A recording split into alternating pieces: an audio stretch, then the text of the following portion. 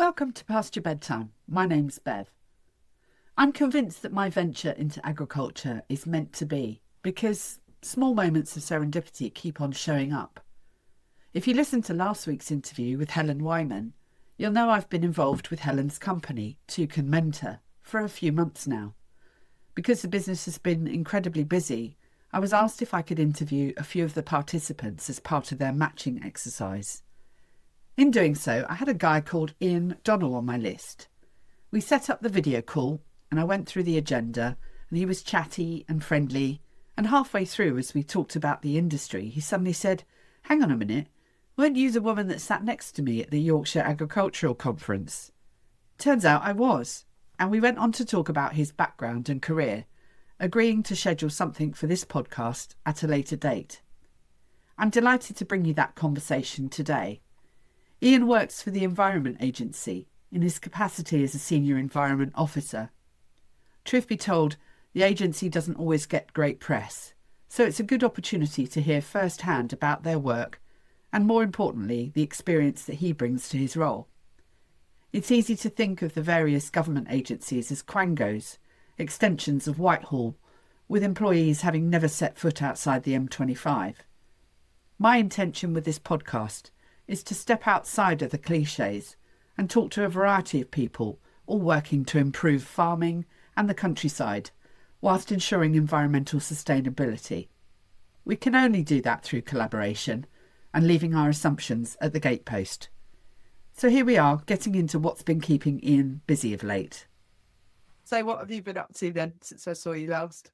Just finishing off the last year for the farming and protected landscapes of the national park. So waiting for the claims to all come in for that programme, and that's been the mad thing at the national park at the moment. So you're seconded into that role, aren't you? Yeah, I've gone into work with the national park on some farm advice project, and alongside that, I'm also managing the FIPL programme as well across the national park.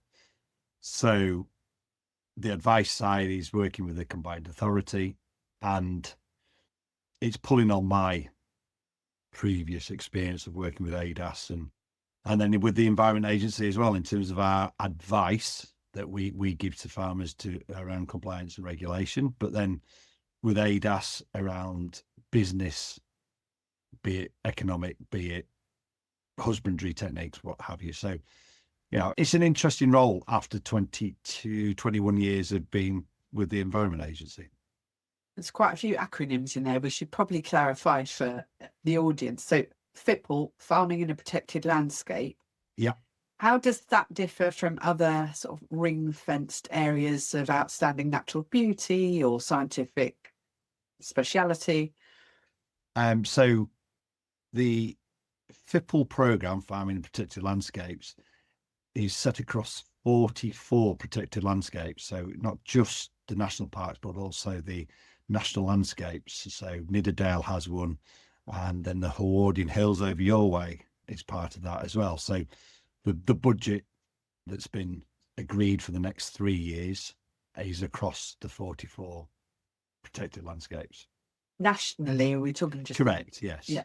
And so, as you say, your role to administer their applications for projects? Yeah. So at the Yorkshire Dales National Park, we have a FIPL team. At the moment, we have 4 officers delivering on that, and that's anywhere from engaging with farmers on a inquiry. So they come in, we want to do A, B, C, and D, whatever it might be. The officer will go out, they will go and assess, perhaps look at how they can add a bit more additionality to the project and help them hit the 4 themes of FIPL, climate, nature, place and people. So that's across there, but then also delivering into the management plan for the national park as well, which is set by the authority and the members through consultation process, and trying to get as much value for that money within that project. Is it a difficult process for farmers, or what are the hurdles to farmers looking at this? So it's not difficult. I think that's the beauty about it for the farmers, because the officer will help to navigate through that. Yes, there's an application form, and sometimes people are put off by the application form, and actually, I haven't got anything to put forward. I haven't got a project idea. I don't know what kind of project. I don't know if I really fit that. I think what we would say is, let us be the ones that say that doesn't fit and that does fit, rather than you assuming that it won't fit. So in terms of that, I think that's really easy for a farmer. Ring us up, get us out there. I've got this kind of idea, whatever it might be. I want to give it a shot. I think the thing that I will say, and I've noticed, is graft is done behind the scene. So the staff, the officers, are doing a lot of work in the background around pulling together a project application. The projects will fall into two categories: anything below £10,000, and then anything above £10,000. Anything above £10,000 needs to go in front of the local assessment panel, or the LAP, as we refer to it. The LAP are made up of representatives from the farming community, so across the national park or the protected landscapes, and from people who represent landowners, so the likes of estates, the likes of tenant farmers, and farmers generally who come together in a cluster group, and also some of the government bodies such as Natural England will be involved in that process. It's chaired by a farmer, and we produce a report for the LAP to consider. So the officer will present that to the panel. During that panel, questions will be asked around, is it feasible? Is it good use of public money? So it's that scrutiny process that we need to have in place. Once that's done, that will then go to the stage of getting a signed agreement, and the project needs to be completed within that financial year. So we've just gone, we're 10 days into 26, 27 now. So time's ticking to get any ideas in. And then last claim in at the end of next March. Anything under £10,000 will come to me to sign off. It'll still go through the scrutiny. The officer will still build the case for it, justify how it meets the management plan and the themes of FIPL, and then we'll work the same way. It just doesn't need to go in front of the LAP. Does the LAP only meet certain times in the year? Or? Yeah, so it's at the moment we're working on an 8-week turnaround, so I can't work out how many of that is in the year, but we will insert additional meetings if we can and we need to try and meet that demand. It's quite lively, isn't it? Then it's constant. Yes, it is, and that's where the pressure is on the officers building the application. To represent at the LAP if it goes over that figure of £10,000. So yes, there is a lot of background office work there, and they need to go out to site. They need to go and monitor it. So there's a lot of interaction with the farmers. And I think we did a podcast with Amy Hughes called the FIPL Farm Diaries. Now, I don't know if you've heard of it. I know Amy. And she's on my list of people to pin down at some point. Brilliant.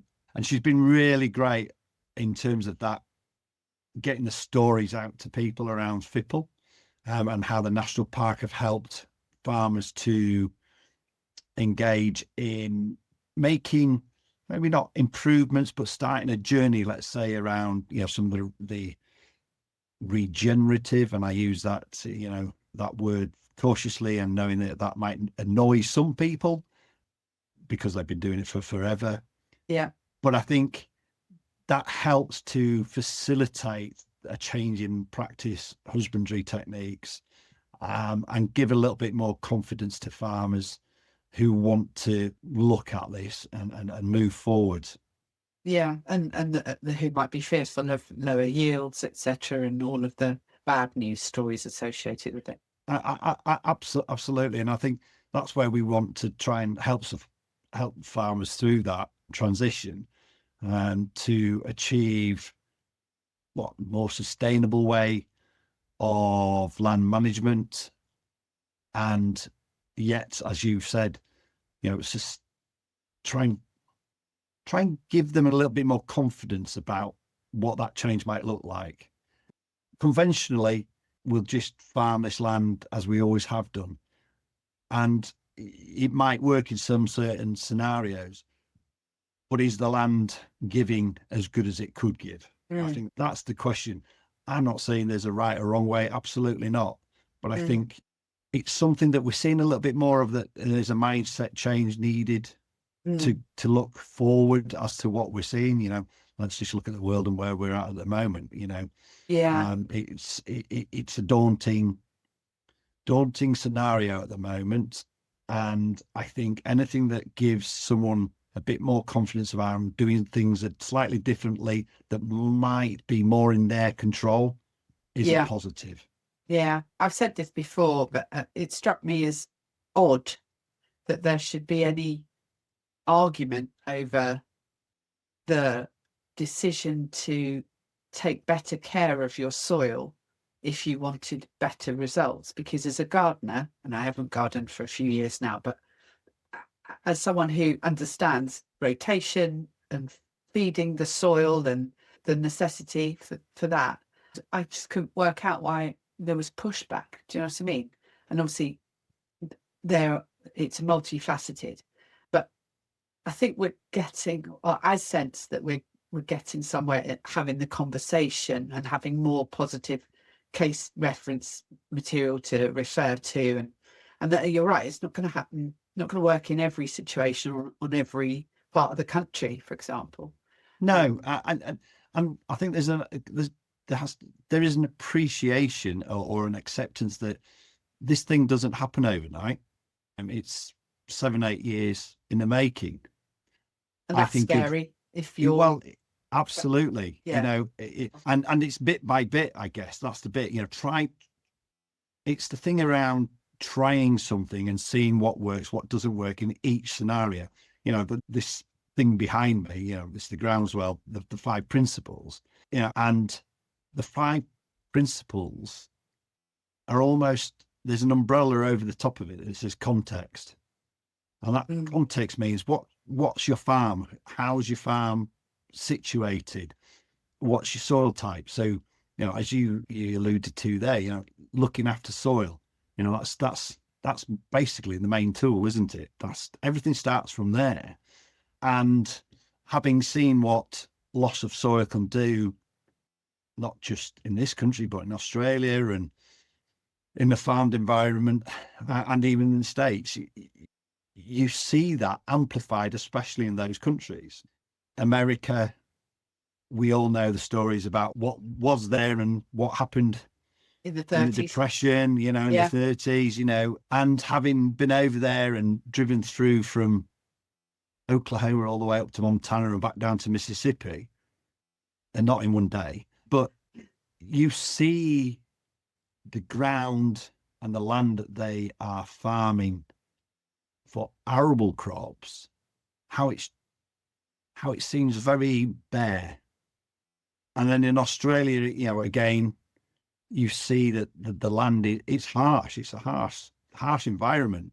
And when you have to drive 2 hours to the nearest town for a loaf of bread, you have to think hard and live right. So I think it is all in context to your environment, to your farm, to your conditions, and there is no right or wrong way. Yeah. But I think we have to look at this and be more open about how we change. Someone said to me the other day, at least we are starting from a position of having a mild climate. So ignore the extremes at one end of the thermometer or the other. It's a mild climate in the British Isles. It's good growing soil largely. So at least if you're looking to change, experiment, test and learn, you're starting from a baseline that's relatively sensible, not trying to plant seeds in the Gobi Desert, which I think somebody's already tried to do, haven't they? And they are doing. Yeah, absolutely. So everything's possible. Well, and the way if you look at, I think it's the Malone Institute in Australia, And the chap who And set say that it properly. Surely it's Malone. Malone, mate. Yeah, yeah, that's it. There you go.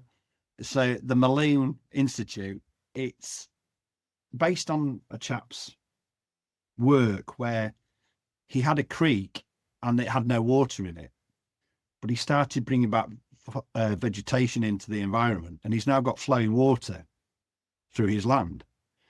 So this whole ecosystem, agri-system, whatever you want to call it, it can be manipulated to make the changes and to make a difference. And, you know, things like that, and then being forced into a scenario. So I suppose the Gabe Brown is probably the biggest one to, you know, to quote here around his scenario, that, you know, that they were losing money, something had to change, and that started the whole ball rolling for him. And it's all about context, though, and it's all about what you've got at your disposal. If you haven't got cattle, it's like, okay, do I need to change my farming system? So it's a whole system change. Yeah. But it all starts from the soil, understanding what your nutrient availabilities is. So back down to basic nutrient management planning, and then stitching everything together. And I think we've moved from the 80s, 90s, through EU, out of EU, to where we are currently. Government policies dictated how we farm. And now I feel that the industry is back to what it's probably really good at, is problem solving and coming up with the solutions. You know, going back to our previous conversation, I am optimistic that the industry is really good and at being versatile, at being innovative, to find those sustainable ways forward. Sure, there's challenges for many out there at the moment. I'm aware, and I'm not that naive about it. But I think with having a good business management plan for your farm business and stitching all those things together, you'll get to wherever you need to get to, ticking off the milestones along the way to achieve that. I'm probably sitting here being quite theoretical about it, but I still see farmers that, when one of my old ADAS teachers, you know, stood up and sort of said to farmers, and he was close to retirement when he said this, that I came out of university, I was doing soil samples, I was doing nutrient management plans, and telling farmers back in the, I think he said the early 80s, maybe late 70s, and nothing's bloody changed. What are you lot doing? And, you know, still seeing now sometimes where people don't have nutrient management plans. You know, nutrient management plan is a legal requirement now, or a plan for nutrients and how we apply it. You know, without that, how do you make a good judgment decision on what one needs to do? What data are you basing it on? Yeah. Yeah. And I think that's a really good point, isn't it? I think it was Joseph Gridley of the Soil Associations Exchange put a post on LinkedIn, I think it was, and it was about data. He was saying about data, and data is really good, but it's having someone that can interpret that. Yeah. Build a relationship with those people that need to understand it, and then implementing it on the farm. So have we got the people? Yeah, we have. And have we got the skills? Let's look at the skill sets that we've got within the industry, the technology.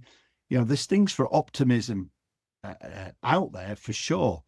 And the industry is becoming more tech savvy and innovative on that. So if we've got all that at our fingertips, how do we utilize it to the best advantage? And that's the bit that excites me when I sit on the sidelines, you know, not doing it anymore.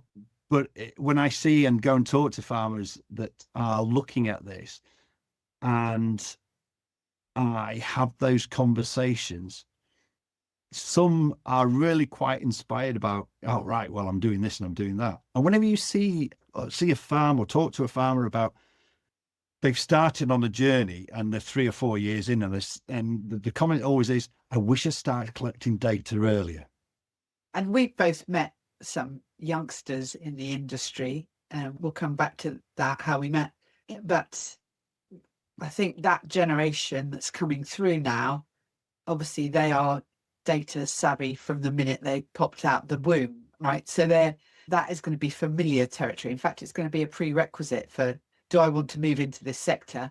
What can I learn about it? And how do I go about my job? Because I need to have the data to work through. So I think that's a positive thing. I come from a tech-ish background and certainly was exposed to it for 4 or 5 years running a software company. I have my own PTSD from that experience that I'm still working through. But nevertheless, good data analysts save the day half the time. The guy that can do the spreadsheet, and I always just say, can you just put it in a graph for me? I can't even do a graph. Just show me a graph, and then that will inform me as to how deep shit we're in. So when did you start in farming? I don't come from a farming background. I came into it via doing a rural resource management course down at Seal Hang Agricultural College down in Devon. I did the H&D, and I think one of my friends, he worked for the National Park down in Dartmoor. When he told me how much he was earning, I was, oh, that's not for me.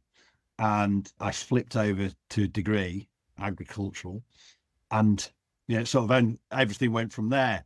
And being at ag college is great because there's guys who come from farms, and so you can get that first step on that ladder, do the lambing course, and then moved on to arable work down in Berkshire, and was taught by a very, very patient father of one of my colleagues just outside Maidenhead about how to do stuff.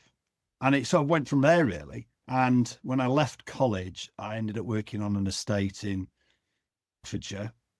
And I decided that I don't want a job yet. I'm going to go traveling. And I cleared off to Australia with, I can't remember, $600-700 in my pocket, and was based in Perth.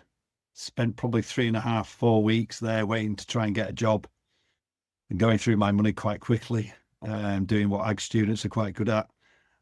Eventually, well, yeah, that's the one. And eventually got onto a farm up near Geraldton, halfway up Western Australia, on a family farm up there, sheep, arable, broadacre arable farm.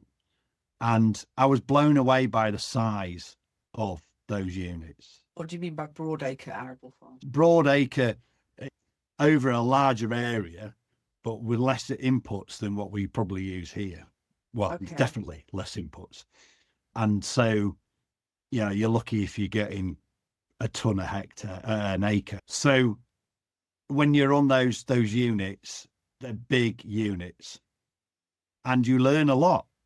I did that for 3 months or whatever I was allowed to do. Went and travelled a bit around the top end of WA, and then went over to the East Coast.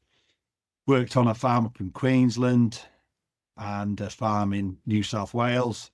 Combine driving, that was an experience. Pulled up to a field there with the combine. Asked the farmer how big the field was. He said, "Oh, this paddock." I was thinking, all right, a few hectares. 2,500 hectares. I went, well, pardon? 2,500 hectares, and he referred to it as a paddock. So, the enormity of it sort of fell into place. But I think Queensland was probably the area where I really learned how to deal with extreme weather. The extreme drought, and they'd been in drought for 3 years up there, and contour farming, how they preserve water, how they look after water, something that we, I think we're blessed with water. Yeah. But it's becoming more spiky in terms of when we get that water. So we might need to, and we might need to think about how we control it in terms of storing it, utilising it across the year. So that was really interesting for me. And that just really started to cement my passion for it, for agriculture. I loved it. I think I think was it Louise Manning who said on one of your episodes something about the tribe, but it was definitely that. It concreted that thought that this is the kind of tribe that I want to be involved with.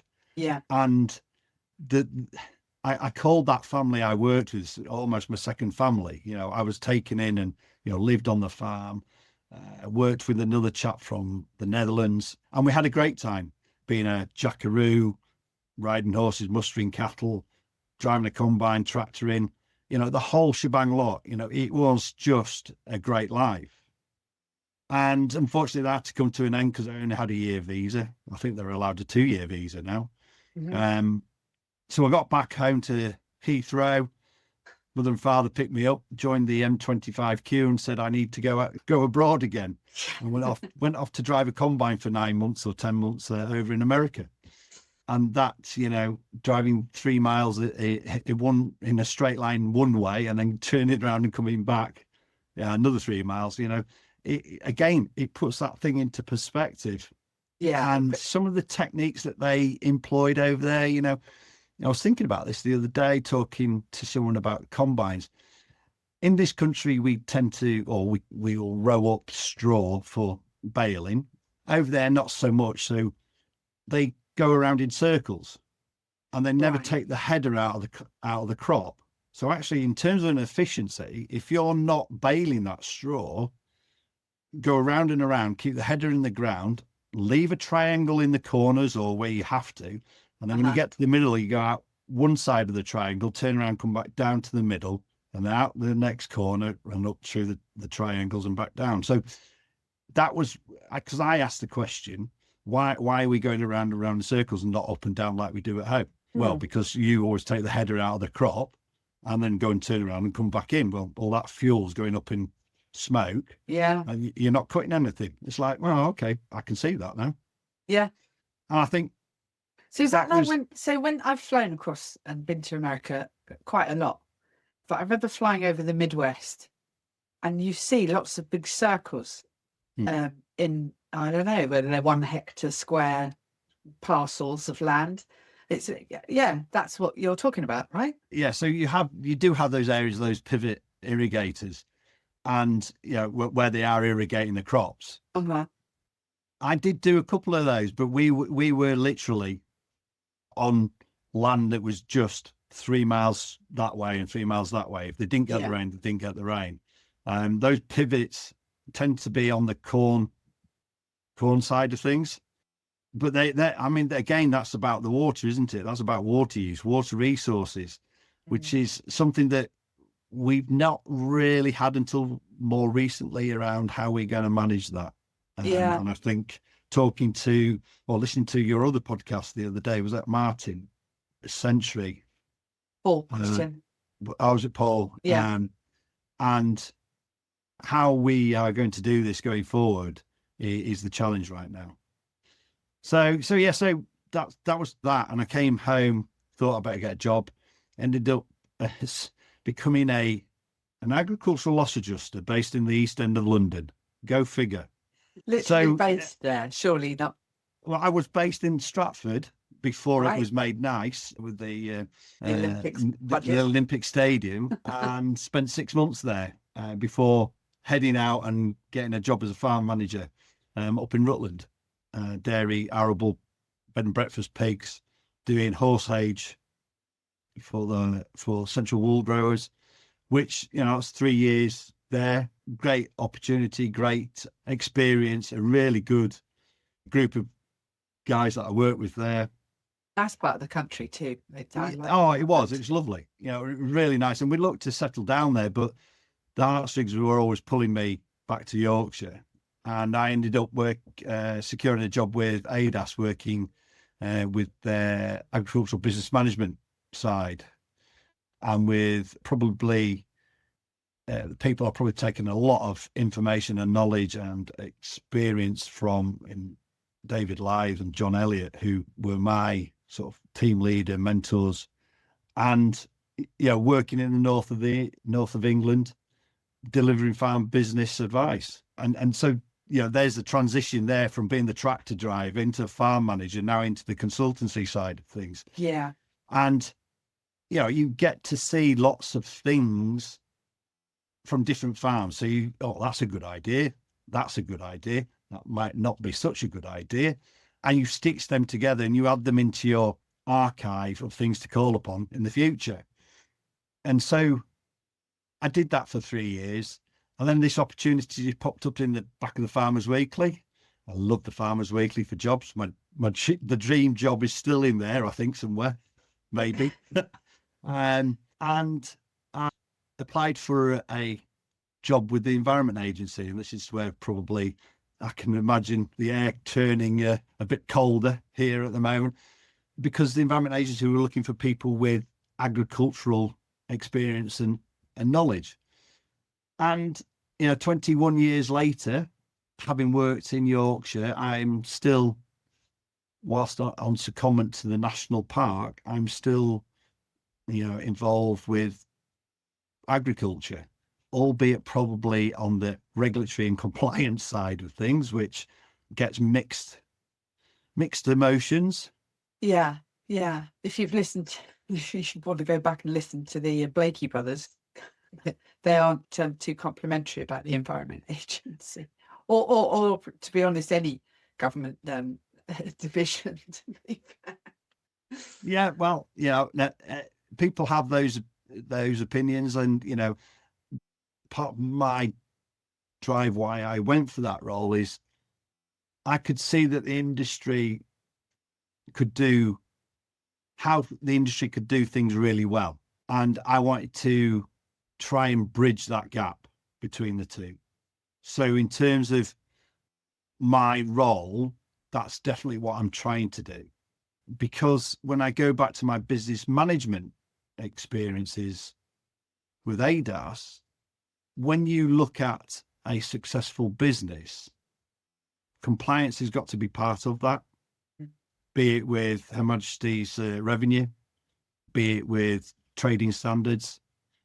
I heard an analogy the other day, if you get stopped by a policeman doing 33 miles an hour in a 30, there's a bit there around, well, is it a busy road in terms of pedestrians? You may take a different approach to somewhere where, I don't know, it's later at night and the policeman might say, inform you of why and the consequences of doing A, B, C, and D and traveling at that speed. You apply some context. That word context again. Yeah, interesting. So we spoke of it earlier. Well, to your point there, the conversation I had this morning with someone was around, you can hold a view, but if you aren't having the conversation as to the right way to do things, or taking views from all parties, I mean, that's part of the problem that has been in farming, the isolated, sort of operating like in a bit of an island and not sharing with your next door neighbour how your system is working compared to theirs, etc. So loosening that up and having the difficult conversations is what needs to happen to move it forward, because it mightn't be obvious when you're in it, but when we look back in 10, 20 years about this era in farming, there'll be lessons learned, won't there? Yeah. And I go back to a meeting that was held actually on the North York Moors there with one of the farm cluster groups, with Fraser Hugel and Karen Stanley, and they invited Charlie Morgan, grassland specialist up from Wales. All right. And he came up and they took the farmers out into the field. And I've never seen someone it was almost Pied Piper-ish, his influence over farmers to go and dig holes about soil. And off many went. So that thing around learning and stretching people's knowledge, experience, and getting them to think, I think for me, that's the greatest thing we need to try and get to. And using people like Charlie Morgan and others out there to try and inspire people. Because if you're not looking outside of that farm gate at what others are doing, and are you being left behind? You know, I guess it's all in context with the fact that farming business again. What's the vision? Yeah. So you and I met at an event in Yorkshire where we both sat down at a talk, did we not? Do you want to tell the story? Yeah, so the Yorkshire Yorkshire Agricultural Society's Farming Conference, inaugural farming conference. Yeah, and about time too, I'd say. I thought these things happened all the time, but it was great. Well, we did have the there is the Northern Farming Conference, which is a great event by itself. But it was great that we finally got to have our own one in Yorkshire. And my drive when I was there, I thought I'm going to go and do something a bit different. So I can't remember what was the session that we went to. There were 3 youngsters on the stage. I should say 4 because now I've just offended one of the panelists. Okay, there was a panel, and there were some examples of youngsters having been through various sort of mentoring programs. Yeah, and you know, it was. I just thought I'd go and listen to that. And listening to there's one young lady there who absolutely blew me away. She again wasn't from agriculture, but she's come into the industry, and I think she was doing farm services and accounting, wasn't she? Yeah, bookkeeping or something like that. Yeah. And honestly, the story that she told was phenomenal, and how she's grown and how she's developed her understanding. And you know, I got the feeling again that she'd found her tribe. Yeah. She explained it that there was no expectation on her to do anything other than the paperwork. And, you know, that's the box that we've hired you to be in. But obviously by her nature and tenacity, she wanted to know more. She was highly organised and structured around her thinking. So that with a bit of support to say, go girl, you've got the transferable skills to do this. Absolutely. And I think it's that thing around, and you hear it across a number of your episodes of your podcast, where it's about giving people confidence and that you can go and do this, and we'll help you to get there, because we do need you to do that, because, you know, the industry is changing at a pace, as we've already discussed. And I just thought the imposter syndrome, I suppose, came in, is that have I got anything that I can give through my experience, help anyone, you know, might it? And Helen Wyman from Toucan was there, and she did her bit on the panel. And I just thought, well, I'll give it a shot. And I was there, and this lady next to me then turned around to me and said, "Oh, have you dropped your glasses case?" And then we met at the event the other week, didn't we? Oh, it's you. Hello. You know, it's that giving back for me about the experiences I've had and encouraging youngsters to go and explore. I think for us to go to the next level, to go to the next stage, to deal with all the challenges and the hassles that the industry might face, it's upon us that have been through it, are going through it, are coming towards the end of going through it, to try and help them along their way. And if I can do that and get someone to, I don't know, milestone 1 or 2 or 3 a little bit quicker, then I feel like I've given back. Well, I absolutely don't think there'd be any question over that. So I'm going to ask a question that I asked somebody earlier today, and their answer surprised me, actually. So here we go with yours. Who are your farming heroes or hero? My farming hero? I suppose my farming, I don't know if he's a hero, but it'd be the farmer I work with in Queensland, just because he took me on and he taught me many things about the cattle, about the sheep, about butchery, about how they lived on their land. So I'd say I learned more from him. He was someone who gave me a lot of experience and knowledge albeit in an Australian context. But in terms of, I think I look at all farmers and I think you're doing something that I did do for 3 years, 4 years, whatever it was. So I tip my hat to everyone because you've all got your own context, and how you make it through that is to be respected. Absolutely. What's next for you in this year? Did you say that the project you're seconded to at the moment is coming to an end, or is that just its cycle, not you? No, so Secretary of State announced at the Oxford Farming Conference in January that FIPL was to be funded for another 3 years. So that will continue over until 2029. My secondment will finish in March next year, and I will return to my post within the Environment Agency as Senior Environment Officer for Agriculture in Yorkshire. So that's where I'm going. I have a target in my mind's eye of where I want to go off and do my own stuff, probably in a few years' time, and probably more focused on helping the industry in some way, shape, or form.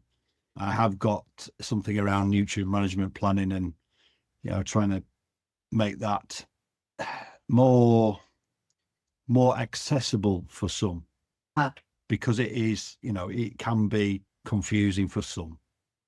And what about this dream job in the back of Farmers Week? I don't know. You don't know what it looks like? No, I don't know. It'll jump out one day. Well, listen, it's been lovely talking to you, Ian. I'm sure we're going to bump into each other again. So yes. It feels like that's the way of the world. So you're just about to embark on now a program where you're mentoring someone and they're going to pick your brains. Looking forward to it? I am. And, I'm looking forward to it from being able to share my experiences, but also what I get out of it as well, in terms of actually probably more reflecting on me as well, and actually challenging maybe some of my thought processes as well. Yeah. Well, I think it's a two-way street, isn't it, Bev? It is. We've had this conversation, and having spoken to both mentors and mentees, there is something out of that relationship for both parties. But somebody once said it's good to talk. It's for me. I'm being mentored on the program. I can formulate my thoughts about direction and how I want to be perceived, or what value I'm going to bring to XYZ, or what even comprises XYZ. It can be any random mixture of thoughts at that time, but to be able to have that conversation with somebody who does understand the industry and who's not going to just say what I want to hear because I'm married to them or their best friend, or not that my partner pulls any punches with my objectives and trying to set me to task over things. You should have seen this room when I got started on the podcast. It was just like glass. Well, it's still plastered with that whiteboard sticky stuff you can put on the walls with. Oh yeah. Tasks and names and thoughts and ideas but he would acknowledge that he doesn't have that agricultural background, so I needed that expertise to just sort of say, am I talking bollocks here, or is this even an avenue that I should pursue? So I'm a big fan of the mentorship programs. I agree that BT slogan, wasn't it? It's good to talk. Yeah, show my age. Maybe show it. Yeah, well, there I you thought go. I'd have to explain that one to you, but you got it. But it is good to talk, and referring back to Amy, you getting on. It's not just talking about one thing. Talk about everything. There are lots of people with different ideas out there, and I just feel that talking about anything from policy, having been involved with that all the way through down to just what species of whatever, get as much information as you can and talk to as many people, and then filter out what doesn't fit that scenario. And I think being able to have the confidence to do that is the tool. So ask the questions. There's never a stupid question, is there, really? No, absolutely not. Well, I'm very envious. Whoever's bagged you as their mentor for the next 6 months, I wish them luck. And yeah, and I look forward to seeing you at one of those follow-up events. I'm sure we'll be in touch anyway. Thank you so much Absolutely. for your generous Pleasure. comments as well, and your liking and sharing of my my nonsense on LinkedIn. They're That's brilliant. much They're brilliant. And appreciated. I love the title. I really do. It only dawned on me one morning walking the dog. It's like, that's absolutely brilliant. I will pass on my compliments to the creative one of our duo. Thanks so much. Brilliant. It's lovely to see you in. Yeah, you too. Take care, Speak Beth. soon. Bye. Bye. What a treat it was talking to Iain. I'm really grateful for his time and his long-standing engagement with the show. I haven't said it for a while, but if you're enjoying the podcast, please consider subscribing. It really does help me, as well as helping others find the show. It's an algorithm thing. And if you have any requests or suggestions, feel free to add a comment or send me an email to info@pasture-bedtime.co.uk. Well, as I'm speaking to you, the sun's out and I can hear my neighbours cutting their grass. As we head into the first May bank holiday, though, there's a little bit of rain forecast. If it spoils your plans for the long weekend, don't be too downhearted. Somewhere up the road, a farmer will be celebrating. And right now, if it is past your bedtime, then perhaps it's time to turn in. Until next time.